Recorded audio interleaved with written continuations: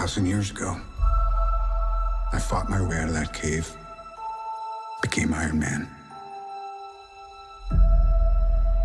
Realized I loved you.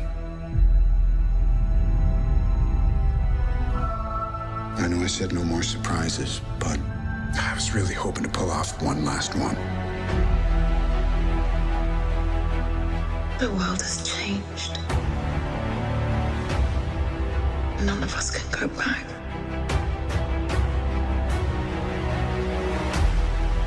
All we can do is our best. And sometimes the best that we can do is to start over.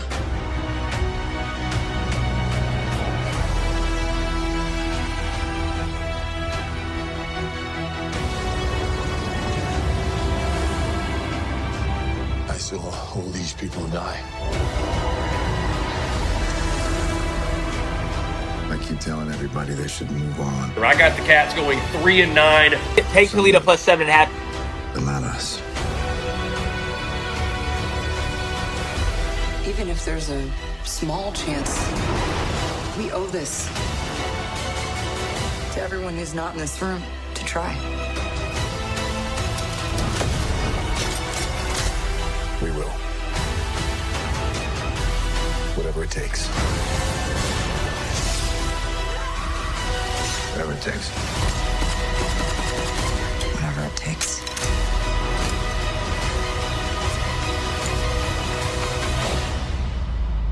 Whatever it takes.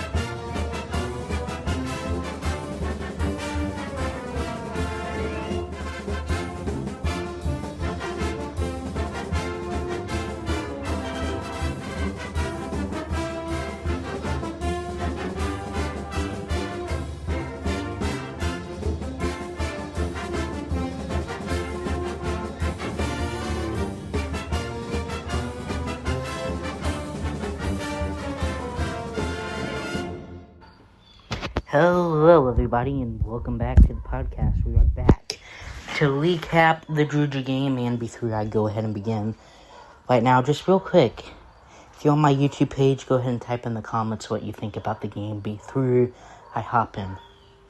Really think about what you think about your football team after the game of Georgia. Obviously, we're about to dive into it, but man. Alright, so let's go ahead and get started now, shall we? Now that you guys have had at least a couple moments to go ahead and type in the comments if you would have liked to. Again, can't tell you what to do. I'm not your mom or dad, and either way, still don't need to tell you what to do. You're probably an adult by now. Alrighty, so here we go. We are coming off... Wait, hold on. Restart. My name is Aiden. I keep forgetting that in the script, guys. Anyway, I make a script through this every single time I do a podcast. We're coming off a road trip as Kentucky fell 35-13 to number 12 Georgia. It wasn't the outcome we hoped for at all. I mean, it was not even close to what we wanted. That game, today we're going to break down where we completed, where we broke, and what all this means moving through as the season gets harder in SEC play. And boy, it's about to get real tough. If you thought Georgia was tough, you haven't seen the end of it. Alright. So, Kentucky now drops to 2-3. I'm going to get mad in some of these podcasts, just to let you know. 0-3. In SEC play. Now, we are going to walk through game narrative, key dives, player performances, matchups, coaching decisions, and trouble, some trends, and what we need. Before we host Texas next week, but we got to bye this week. From the start, let's go ahead and talk about Georgia. Georgia stuck on their first 2 possessions. Stockton rushed through a 7-yard touchdown on their opening drive. On their second drive, Georgia again marched down the field 96 yards in 13 plays, and Stockton scrambled through another score. So right off the bat, Kentucky was down 13-0 before getting settled, forcing to a fight uphill. Now, Kentucky answers, but leaves points on the board. Kentucky got on the board in the second quarter, found Josh Cadius through a 29-yard touchdown. We even had momentum when Kentucky got an interception, which they did nothing with, by the way. But we couldn't even convert that into points. The Wildcats drove into scoring range late in the half, set up a chip shot field goal, which was only 26 yards, by the way. Only 26 yards, and he missed it. That was huge. Turning point, what could have been a 21-13 into going into the locker room, turned in instead to a 21-7 going into the locker room. As let's go ahead and continue going into the second half. Early in the third quarter, Kentucky's first possession ended in a fumble. McGowan fumbled and Georgia recovered deep. Georgia responded quickly with Dylan Bell punching in from 3 yards through another score. Later in the third quarter, Stockton hooked up on a 16-yard touchdown pass to Cash Jones, pushing the lead to 35-7. Keep in mind, at this time, we're not even in the third quarter yet, guys. In the third quarter, Kentucky managed to score boldly to Kendrick Yard for 5 yards. But then the game was well out of reach by then. As that's basically a summary for how the game went, so let's go ahead and talk about player performances. Again, I apologize for getting mad over this, but I am so sick of not being able to enjoy Kentucky football. Basketball season starts Friday. Technically, the basketball season starts Friday. You can say all you want that Big Blue Madness doesn't count. I think it does. So, performance and matchups. Offensive and skilled players, Kentucky. Carter Bully actually did have a really good stat line. I mean, about 25 for 31, 207 yards, 2 touchdowns. Kendrick Hall, obviously the top receiver, 6 receptions for 63 yards and that 5-yard touchdown in the third. Cam Millard showed flashes, 3 catches for 31 yards. Seth McGowan, which has been one of our best leaders so far this season, through the injury, which we'll talk about that later on, had 11 carries for 33-plus yards, 3 catches for 21 yards. Now, here we go. His injury in the third quarter when an offensive lineman reportedly rolled onto his leg cost us balance and rhythm, which, boy, oh boy, it did.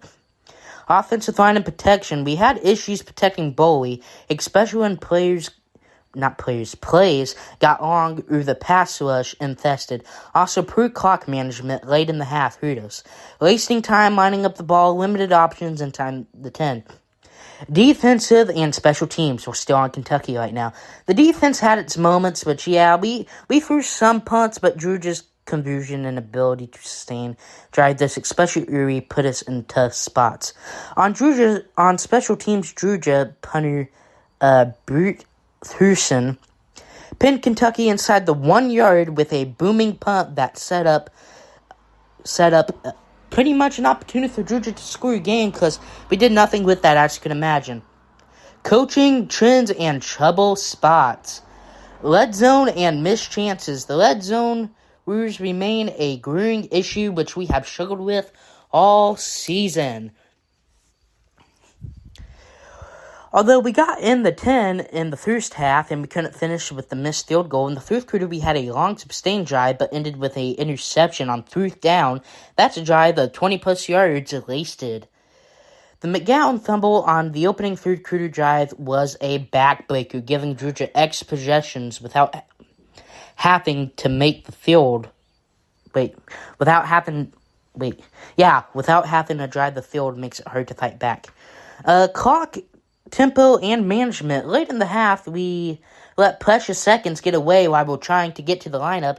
That's inexcusable at this level, especially when you're down and you need to maximize opportunities.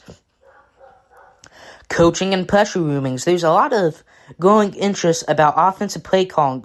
Some sources are already reporting that Bush Hampton might be on the hot seat, which as of right now, as I'm recruiting this, he could be fired as soon as tomorrow, multiple sources have said. After the game, Mark Stoops strongly denied rumors that he's seeking a buyout, even though I think he is. Mark Stoops said this, and I quote, 100% false. The timing is blink with an 0-3 in SEC play in upcoming games against Texas, post-bye, and Tennessee margins through area sinking fast. Now, what does this mean and what must be changed? Health report on McDowell. Losing your head back mid-game hurts you matchups and play designs. We need updates and we need confidence back.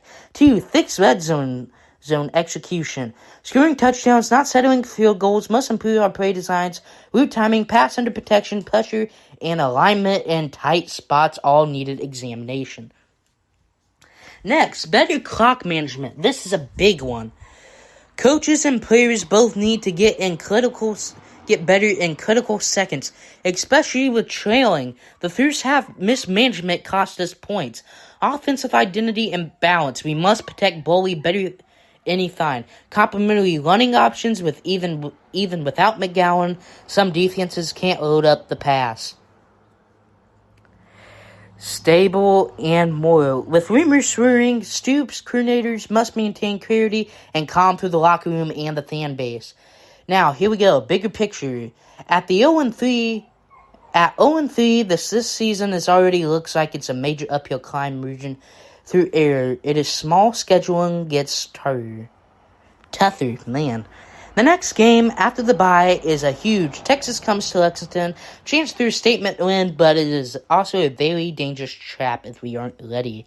If we don't improve, the narrative could spiral down. Coaching stability, recruiting, perception, confidence, players, but there's still time. The Wildcats have to use the bye week to regroup physically, mentally, and stably. Here's some things that we need to think about. McGowan's injury. How much did it shift our game plan, and who steps in? That's something that Stoops, Bush, if he's even still at Kentucky by that game. Next, Boley's growth reaches the limits. So it's enough to carry us downfield constantly. Red zone play calling, aggressive or conservative. Where are the missed opportunities? Stoops doubling down. Can he rally the fan base and players, or is the momentum slipping? I'll tell you right now, the momentum is definitely slipping. Best case versus worst case. Best cases, honestly, I think the best case is we might somehow come one win shy of the bowl game like last year. But if I'm being completely honest with you guys, it's not going to be that way. I mean, I hate to admit it, but I don't know if we're going to win another game. I really don't like saying that as a diehard Kentucky fan, but basketball starts. So, we will be having a podcast on Big Boom Madness coming up soon.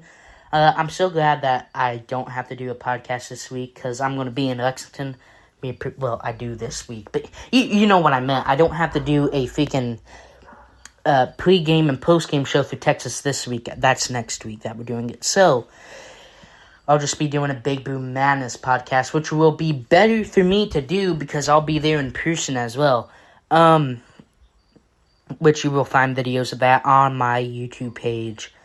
As of right now, for your viewers watching, because I've had a couple of comments on the YouTube page, this podcast is available on Spotify, iHeartRadio, and Apple Podcast, and also on the Aiden Turner, the Kentucky Fan YouTube page, which link will be in the description. I made an oof, and I did not put that in the description last video. Until next time, I'm Aiden, and we'll see you next week.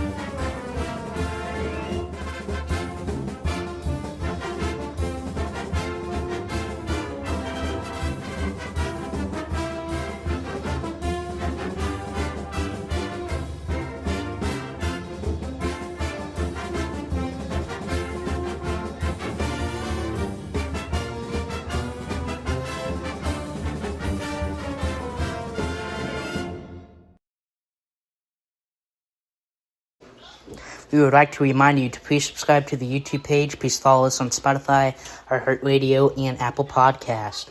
All listed, the Aiden Kentucky Spirits Podcast. As we thank you for watching this week, we will be back in 2 weeks, potentially an episode coming on Sunday. Till next time, my name's Aiden. You've been watching this week's podcast. So thank you, and have a good day.